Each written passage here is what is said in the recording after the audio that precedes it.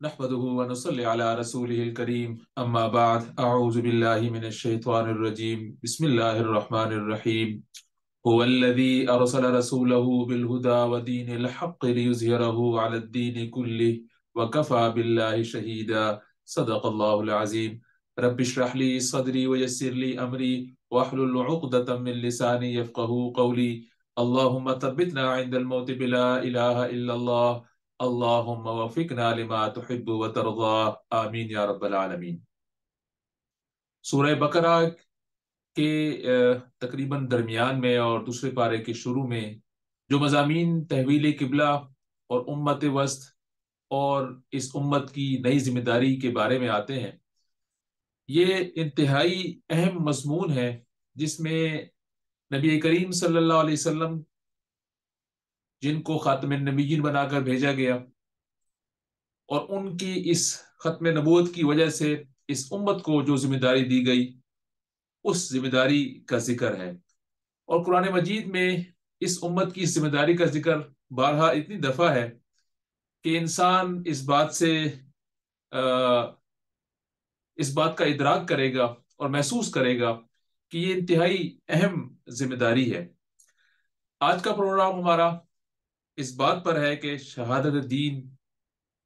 का फरीजा कैसे अदा करें। सूरह बकरा की आयत नंबर 143, वकज़ालिक जअलनाकुम उम्मतन वसतन लितकूनु शुहदाअ अलन्नास व यकून रसूलु अलैकुम शहीदा, कि हमने तुम्हें एक उम्मत वस्त बनाया है ताकि रसूल तुम पर गवाह हो जाए और तुम लोगों पर गवाह हो जाओ। और फिर सूरह हज की आयत नंबर 78 के अंदर अल्लाह ताला ने इरशाद फरमाया कि वज्तबाकुम वमा जअल अलैकुम फिद्दीन मिन हरज, कि हमने तुम्हें चुन लिया है, अल्लाह ने तुम्हें चुन लिया है बिल्कुल उसी तरीके से जिस तरीके से रसूलों और अंबिया को चुना जाता था। वमा जअल अलैकुम फिद्दीन मिन हरज, और तुम्हारे लिए दीन में कोई तंगी नहीं रखी। इसी ही मजमून को सूरह आल इमरान में इन अल्फाज के अंदर बयान किया गया कि कुंतुम खैरा उम्मतिन उखरिजत लिन्नास तअमुरूना बिल मारूफ व तनहौना अनिल मुनकर व तुमिनूना बिल्लाह, कि तुम बेहतरीन उम्मत हो, लोगों के खैर खाही के लिए, नफा के लिए निकाले गए हो, भलाई का हुक्म देते हो और बुराई से रोकते हो और अल्लाह पर ईमान रखते हो। फिर सूरह निसा के अंदर आता है या अय्युहल्लज़ीना आमनू कूनू कव्वामीना लिल्लाहि बिल क़िस्ति शुहदाअ लिल्लाह, कि ऐ ईमान वालो इंसाफ के अलमबरदार और अल्लाह के लिए गवाह बन जाओ। फिर सूरह सफ, सूरह मोहम्मद और सूरह तौबा के अंदर थोड़ी सी अल्फाज की तब्दीली के साथ एक ही मजमून बयान होता है, और वो ये कि हुवल्लज़ी अरसला रसूलहु बिल हुदा व दीनिल हक़्क़ि लियुज़हिरहु अलद्दीनि कुल्लिहि व कफ़ा बिल्लाहि शहीदा, कि वही अल्लाह है जिसने भेजा अपने रसूल को हिदायत और दीन हक के साथ ताकि इसको गालिब कर दिया जाए तमाम अदियान पर, और इसके लिए अल्लाह ही मदद करने को काफी है, अल्लाह ही की मदद है। इन सब आयात को जब हम मजमूई तौर पर पढ़ते हैं और ये मालूम करने की कोशिश करते हैं कि नबी, तुम्हें मालूम होता है कि नबी करीम सल्लल्लाहु अलैहि वसल्लम की मुस्तकिल से न सुन्नत जो उन्होंने अपने 23 साल नबूवत में मुसलसल अदा की है, वो है इकामत दीन, हकूमत इलाहिया या खिलाफत या अल्लाह की जमीन पर अल्लाह की हुक्मरानी कायम करना। और ये नबी करीम सल्लल्लाहु अलैहि वसल्लम की सबसे बड़ी सुन्नत रही है। और न सिर्फ नबी करीम सल्लल्लाहु अलैहि वसल्लम की बल्कि तमाम अंबिया की ये सुन्नत रही। हजरत नूह अलैहिस्सलाम 950 साल यही काम करते रहे, हजरत मूसा अलैहिस्सलाम ने भी काफी सारे साल ये काम किया। और सूरह शुअरा जो कि 19वें पारे में है, जब उसको हम पढ़ते हैं तो एक ही अल्फाज में और एक ही रिदम में हमें बहुत सारे अंबिया एक ही दावत देते नजर आते हैं कि इन्नी लकुम रसूलुन अमीन फत्तकुल्लाह वातियून, कि मैं रसूल अमीन हूं और अल्लाह का तकवा इख्तियार करो और मेरी इताअत करो। सबकी दावत यही थी कि इकामत दीन, के दीन जो अल्लाह ने उन अंबिया को अता किया है उसको कायम कर दिया जाए, उसके मुताबिक जिंदगी का नज्म व नस्क चले। اس دین کو قائم کر دینا، بلکہ یہ کہنا چاہیے کہ اس دین کو قائم کرنے کی جد و جہد کرنا، کوشش کرنا۔ ہو سکتا ہے کہ دین قائم نہ ہو سکے کسی شخص کی جد و جہد کے نتیجے میں، لیکن جس نے کوشش کی اور دین قائم نہ ہو سکا، اس کا بہرحال فرض ادا ہو گیا۔ جبکہ دوسری طرف کسی اور کی جد و جہد سے دین غالب ہوا اور ہمارا اس میں کچھ حصہ نہ ہوا، تو ہمیں اللہ کی بارگاہ میں جواب دہ ہونا پڑے گا۔ اس لیے یہ کوشش کرنا ہر ایک پر فرض ہے، اور اسی کے لیے بار بار اصطلاح جو استعمال ہوئی ہے وہ جہاد کی استعمال ہوئی ہے، کہ انسان نے اس دین کو قائم کرنے کے لیے جد و جہد کرنی ہے۔ اب سوال یہ پیدا ہوتا ہے کہ یہ کوشش کیسے کی جائے، اور جیسے ہی یہ سوال پیدا ہوتا ہے تو انسان اس کا جواب انفرادی دائرے میں ڈھونڈنے کی کوشش کرتا ہے، یا پھر سوچتا ہے، اور اس کو جب یہ ڈھونڈنے کی کوشش کرتا ہے تو کچھ سمجھ نہیں آتا، اور وہ سمجھتا ہے کہ کیا جنگل میں نکل جائے، یا جہاد کے لیے نکل کھڑا ہو، قتال کے لیے نکل کھڑا ہو، اور اس وقت دین اور دنیا میں جو توازن ہے وہ قائم کرنا انسان کے لیے مشکل ہو جاتا ہے۔ ہمیں یہ بات بھی ذہن میں رکھنی چاہیے کہ اسلام دین فطرت ہے، اس کا مطلب ہے کہ انسان کو جب بھی کسی انسان کو جبلی ضروریات ہیں انسان کی، جو ہمارا دین ان کو ختم کرنے اور ان کو پورا نہ کرنے کا نہیں کہتا، بلکہ اس کو صرف چینلائز کرتا ہے، اس کا طریقہ کار بتاتا ہے۔ اگر کھانے کی بات ہے تو اسلام اور ہمارا دین ہمیں حلال کھانے کی طرف تلقین کرتا ہے۔ اگر تعلقات کی بات کی جائے تو شادی کی صورت میں حل دیتا ہے۔ کاروبار کی بات ہو، روزی روٹی کی باری ہو، تو اس کے لیے اصول مقرر کرتا ہے، جن کی بنیاد پر یہ کاروبار بھی کیا جا سکتا ہے اور ملازمت بھی کی جا سکتی ہے۔ اس طرح دنیا کے جو تقاضے ہیں دین کے، اگر اس کو دائرے میں رہ کر کیا جائے تو ساری دنیا کی زندگی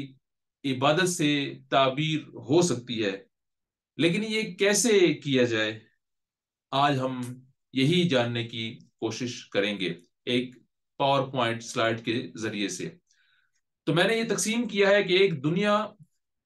کا ڈومین ہے اور ایک دین کا ڈومین ہے۔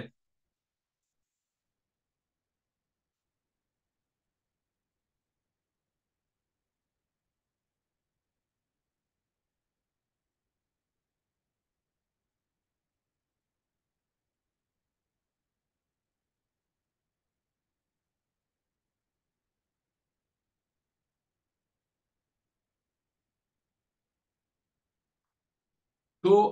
میں نے کہا کہ یہ جو ہماری زندگی ہے اس میں ایک دین کا ڈومین ہے اور ایک دنیا کا ڈومین ہے، اور دنیا میں ہم انفرادی دائرے میں ہوتے ہیں، اہل خانہ اور ہمارے جو دوست احباب ہیں اس کے دائرے میں ہوتے ہیں، اور پھر ایک عالمگیر سطح ہے جس میں ملک کی لیول اور دنیا کی لیول کی بات چیت ہو سکتی ہے۔ ہم ہر دائرے میں جاننے کی کوشش کرتے ہیں کہ دنیا میں ہم کہاں ہوتے ہیں اور کیا سوچتے ہیں، اور دین کے معاملے میں ہمیں کیا سوچنا اور کرنا چاہیے۔ فار ایگزامپل اگر ہم بات کریں انفرادی دائرے میں، تو انفرادی دائرے کے میں ہماری دنیا میں ہماری دنیاوی تعلیم ہم اس پر فوکس کرتے ہیں، ایک پروفیشنل زندگی اور کیریئر کے لیے ہم پروپیگیٹ کرتے ہیں، ٹائم لگاتے ہیں، پھر شادی اور بچے جو ہے وہ ہمارے ہو جاتے ہیں، فیملی ہماری ہو جاتی ہے، گھر اور ٹھکانہ بنانے کی کوشش کرتے ہیں، کامیابی کبھی ہوتی ہے اور کبھی کامیابی نہیں ہوتی ہے، مسلسل سوچ و بچار میں رہتے ہیں، وہ کام جن سے ہمارا مالی نقصان ہو سکتا ہے یا دنیا کا نقصان ہو سکتا ہے اس میں ہم سوچ ہماری جاری رہتی ہے۔ وقت کا استعمال بڑے حساب کتاب سے کرتے ہیں کہ جہاں ہمارا دنیاوی فائدہ ہو وہاں وقت کا استعمال کرتے ہیں، اور ترجیحات کا تعین کرتے ہیں، اس لیے کہ دنیا میں بہت ساری چیزیں ایسی ہوتی ہیں جو ہمیں بے فائدہ نظر آتی ہیں، وہ ہمیں بے فائدہ ترجیحات کی بنیاد پر نظر آتی ہیں۔ یہ ہمارا دنیا کا ڈومین ہے عام طور پر، اور ہم اسی کے ذریعے سے ہی چل رہے ہوتے ہیں، یہ ہماری کنسیڈریشن ہوتی ہیں۔ اب اگر ہم اقامت دین کی جد و جہد کرنا چاہتے ہیں تو ہمیں دنیا کے ساتھ ساتھ دین کو بھی لے کے چلنا ہوگا، اور اس کو چلنے کا طریقہ یہی ہے کہ اگر ہم دنیاوی تعلیم حاصل کرتے ہیں اور اس کے لیے ہم سالوں سال لگاتے ہیں، تو دین کی بھی کم از کم اتنی تعلیم ضرور حاصل کریں کہ اس کے ذریعے سے 24 گھنٹے کی جو زندگی ہے اس کو ہم اللہ کے احکامات کے مطابق گزار سکیں، اپنا تعلق قرآن سے، احادیث سے جوڑیں اور اس کے لیے وقت نکالیں اور اس کے لیے اس کو اپنی ترجیحات میں رکھیں۔ اخلاقیات، اچھے طریقے سے بولنا، دوسرے لوگوں سے اچھے طریقے سے بات کرنا، یہ جس طرح کے دنیاوی زندگی میں ہمارے ہوتے ہیں وہی ہمارے دنیاوی دین کے معاملے میں وہی کے وہی استعمال ہو سکتے ہیں، کہ جو پرسنالٹی دنیا میں موجود ہوگی وہی دین میں استعمال ہو سکتی ہے، اس کے لیے کوئی خاص علیحدہ علیحدہ سے کچھ کام نہیں کرنا پڑے گا۔ جس طریقے سے ہم اپنے کیریئر، دنیا کے کیریئر بنانے کی کوشش کرتے ہیں، آخرت کے بارے میں بھی سوچیں اور اس کی کیریئر بنانے کی کوشش کریں۔ دنیا کے کیریئر کے لیے ہمیں پیسہ چاہیے ہوتا ہے، یہ ہمارا الٹیمیٹ گول ہوتا ہے۔ آخرت کی جو کرنسی ہے نیکی، اس کے بارے میں سوچیں اور اس کو بھی کمانے کی کوشش کریں۔ اس طریقے سے فیملی، چاہے وہ دنیا کی ہو یا دین کی، وہ اگر نیک اور ان کی تربیت اچھی تو وہ دین و دنیا دونوں میں خیر کا باعث بن سکتی ہے۔ دنیا میں ہم گھر کا اور اپنے ایک ٹھکانہ بنانے کی کوشش کرتے ہیں، آخرت کے لیے بھی کوشش کریں۔ احادیث کے اندر گھر بنا دینے کا اور جنت میں ایک محل بنانے کی بہت ساری فضیلتیں آتی ہیں، اعمال کا ذکر کیا جاتا ہے، کچھ عقائد کا ذکر کیا جاتا ہے، ان کو ذہن میں رکھیں کہ ہمارا آخرت میں بھی کوئی ٹھکانہ ہونا چاہیے۔ سوچ و بچار جس طریقے سے ہم دنیا میں کرتے ہیں آخرت کے لیے بھی کرنی چاہیے، اور یہ سوچ و بچار قرآن و حدیث کے علم سے جب گزریں گے تو یہ سوچ و بچار دین کے حوالے سے ہماری اس میں بہتری آئے گی۔ جس طریقے سے ہم دنیا کے نقصان سے بچنے کی کوشش کرتے ہیں، آخرت کے حوالے سے بھی دیکھیں کہ کن چیزوں میں نقصان ہے۔ وہ چیزیں جو آخرت کا نقصان پہنچانے والی ہیں، ہمارے ایمان کو نقصان پہنچانے والی ہیں، ان کے بارے میں سوچیں اور ان سے بچنے کی کوشش کریں۔ وقت کا استعمال جہاں دنیا کے لیے کرتے ہیں، آخرت کے لیے بھی وقت کا استعمال کریں، اپنے ایمان کو مضبوط کرنے کی کوشش کریں، اور ترجیحات کا تعین صرف اور صرف دنیا کی بنیاد پر نہ کریں بلکہ ترجیحات ہمارے دین کی بنیاد پر بھی ہونی چاہیے۔ تو یہ ہمارا انفرادی دائرہ ہے جس میں ہم نے دنیا کے ساتھ دین کو بھی داخل کرنا ہے۔ اسی طریقے سے جب ہمارا حلقہ احباب بڑھتا ہے اور ہمیں اللہ تعالیٰ ایک گھرانہ عطا کرتے ہیں، تو اب گھرانہ، اس میں بھی ہماری کنسیڈریشن دین کے ساتھ، دنیا کے ساتھ ساتھ دین بھی ہونی چاہیے۔ اور وہ کیا ہونی چاہیے کہ اہل خانہ میں ہم بچوں کی تعلیم کے لیے بڑا پریشان رہتے ہیں، تو اس کے ساتھ ساتھ ان کی دنیاوی دین کی تعلیم کے لیے بھی پریشان رہیں اور ان کو قرآن و حدیث سے روشناس کرائیں۔ صرف اور صرف ان کو دنیا کی تعلیم دے دینا اور ان کی دین کو اور ان کی آخرت کو بھول جانا، کیا کوئی پیرنٹس یہ اس بات کا تصور کر سکتا ہے کہ اس کے بچے اس دنیا میں تو بڑے آرام سے رہیں لیکن آخرت میں جہنم میں چلے جائیں؟ تو یہ سوچنا ہمارا کام ہے کہ اگر ہم ان کو دین کی اور آخرت کی تیاری کرائیں گے تو وہ انشاءاللہ جنت پائیں گے، لیکن اگر ان کو ہم قرآن و حدیث سے روشناس ہی نہیں کرائیں گے تو کس طریقے سے وہ آخرت میں کامیابی حاصل کریں گے؟ اسی طریقے سے پروفیشنل زندگی، جس طریقے سے ہم اپنے بچوں کو تیار کرتے ہیں کیریئر کے لیے، آخرت کے کیریئر کی بھی ان کے دماغوں میں امپورٹنس ڈالیں اور ان کو بتائیں کہ آخرت میں کیا چیز ان کو فائدہ دینے والی ہے اور اس کے لیے ان کو جد و جہد کرنی چاہیے۔ سوچ و بچار جہاں ہم دنیا میں بچوں کے لیے کرتے ہیں، آخرت میں ان کے لیے خود مثال بنیں گے تو بچے آپ کو وہی کام کرنے کی طرف جائیں گے، ان کو کہنے کی ضرورت نہیں پڑے گی۔ بچوں کے نقصان کے حوالے سے ہم سوچتے ہیں کہ دنیا میں ان کے جن کاموں سے نقصان ہوتا ہے ان کو ہم منع کرتے ہیں، دین کا نقصان جس میں ہوتا ہے، ان کے ایمان کا نقصان ہوتا ہے، اس سے بھی ان کو روشناس کرائیں، اس کے بارے میں سوچیں، ان کو ان باتوں سے منع کریں۔ وقت کا استعمال جہاں ہم دنیا کے لیے بہتر سے بہتر کرتے ہیں، اس کی کنسیڈریشن دین کے لیے بھی ہونی چاہیے، اور ترجیحات کا تعین کریں اپنے بچوں اور اہل خانہ کے لیے کہ جو چیز ان کو زیادہ مؤثر ہے دین کے لیے، ایمان کے لیے، اس کو ترجیح دیں، جس طریقے سے ہم دنیاوی چیزوں کو ترجیح دیتے ہیں۔ جب ہم اس دائرے سے آگے نکلتے ہیں تو ہمارا دائرہ اور بڑا ہو جاتا ہے، ہمارے آفس آتا ہے، ہمارا بزنس آتا ہے، ہمارا محلہ، ہمارے دوست احباب آتے ہیں۔ اس معاملے میں، اس لیول پہ ہمیں کیا کرنا چاہیے کہ ہم دنیا میں ہمارا تعلق ہوتا ہے ہمارے روزگار کے اعتبار سے، دنیا کی ڈسکشن ہوتی ہے ان لوگوں سے جو ہمارے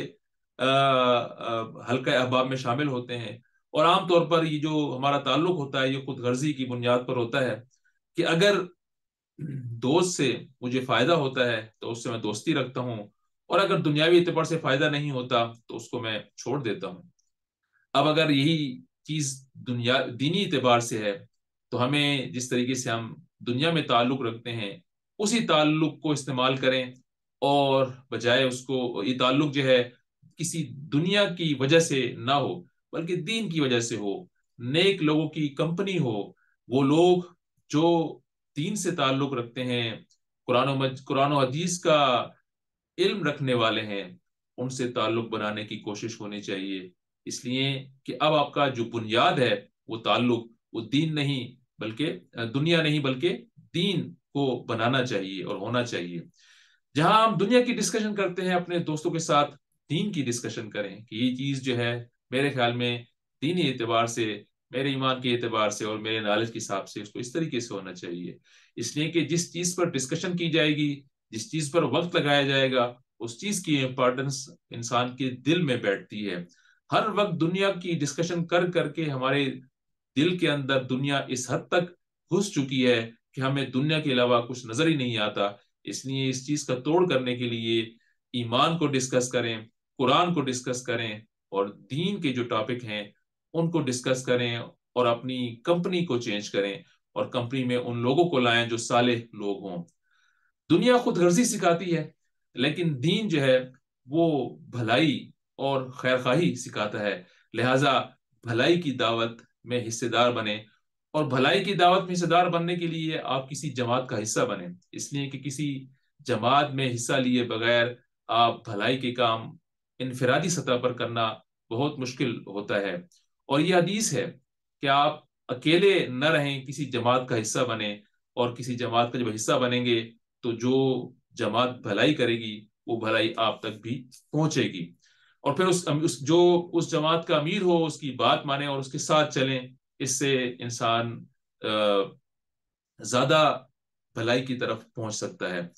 جب جماعت موجود ہوگی تو اس کے پاس قوت بھی ہوگی، اور وہ کوئی برائی سے روک تھام کی جو ایکٹیویٹی ہے اس میں بھی حصہ لے سکے گا، وگرنہ اکیلے اور انفرادی دائرے کار میں ہو سکتا ہے کہ وہ کسی برائی سے روک تھام کے لیے کوئی کوشش نہ کر سکے۔ اس لیے حق کے کاموں میں دست و بازو بنے ایک دوسرے کے، نیک لوگوں کی کمپنی اختیار کریں اور لوگوں کے کام آئیں۔ جب اس طرح کا ایٹیچیوڈ ہوگا تو یہ ایک ایسا ایٹیچیوڈ ہے کہ جس میں ہم دین کے لیے بھی کام کر رہے ہیں۔ اور اس سے اگلا دائرہ عالمگیر سطح کا ہے کہ اس میں ہماری جو دنیا ہے وہ تو عام طور پر ہم خاموش ہی رہتی ہے، اور اس میں ہم کوئی بہت زیادہ پارٹیسپیٹ نہیں کرتے، لیکن دین اسلام ایک عالمگیر تصور دیتا ہے کہ جب آپ کسی جماعت کا حصہ ہوں گے، دین کی اشاعت میں حصہ لیں گے، نیکی کے کاموں میں مددگار ہوں گے، تو آپ بڑی بڑی